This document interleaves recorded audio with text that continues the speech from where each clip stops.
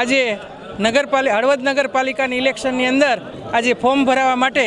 અમારા 7 વોર્ડના જે 28 ઉમેદવાર છે એની અંદર અમારી 14 બહેનોને 50% મહિલાઓને જે ઉમેદવારી આપી છે, તો અમારી મહિલાઓ ખૂબ જ ખુશ છે અને મહિલાઓ ઈચ્છે છે કે આપણે હળવદ શહેરને પહેલાંના જે હળવદનો હતો ઘણો બધો વિકાસ અત્યારે થયો છે, એમાં પણ સુધારો સારો થાય અને ગામનો વિકાસ થાય, એના માટે અમારી જે બહેનો છે, મહિલા મોરચાની બહેનો ખૂબ જ ખુશ છે અને જે અમારા અધિકારીઓ છે એ પણ એમ કહે છે કે બહેનો સારું કામ કરશે અને બહેનોને પ્રાધાન્ય આપવામાં આવ્યું છે અને બધી બહેનો જે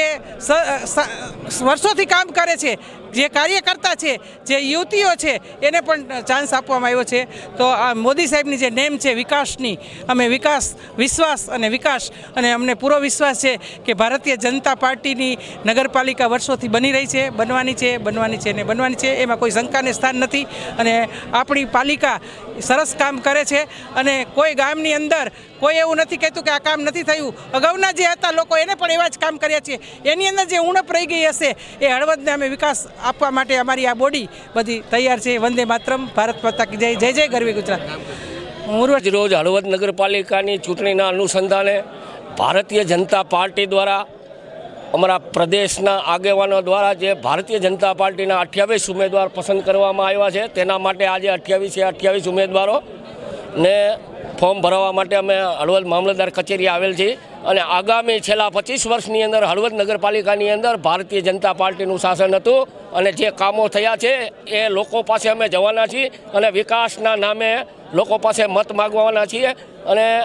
હું વિશ્વાસ વ્યક્ત કરું છું કે 28 સીટ ભારતીય જનતા પાર્ટી જીતીને હળવદમાંથી આવશે। બસ તો ભારત માતા કી જય।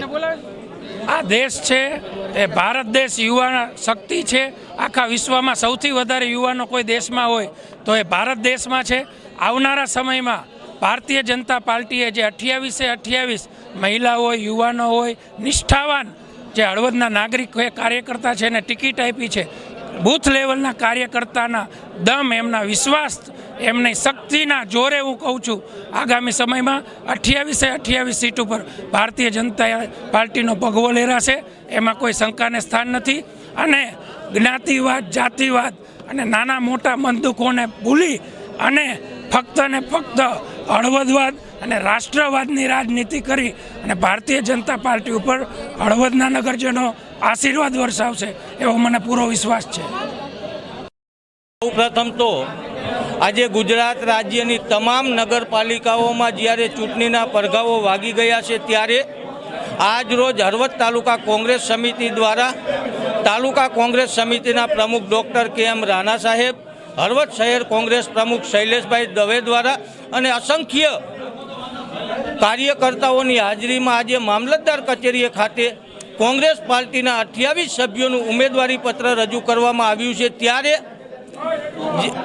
ભારતીય જનતા પાર્ટીની સરકારમાં હળવદ શહેરના તમામ સમાજના લોકોને જે અન્યાય થઈ રહ્યો છે, સમસ્યાઓનો સામનો કરી રહી છે, તમામ સમસ્યાઓનો હલ કરવા માટે આજે કોંગ્રેસ પાર્ટીએ કટિબદ્ધ છે।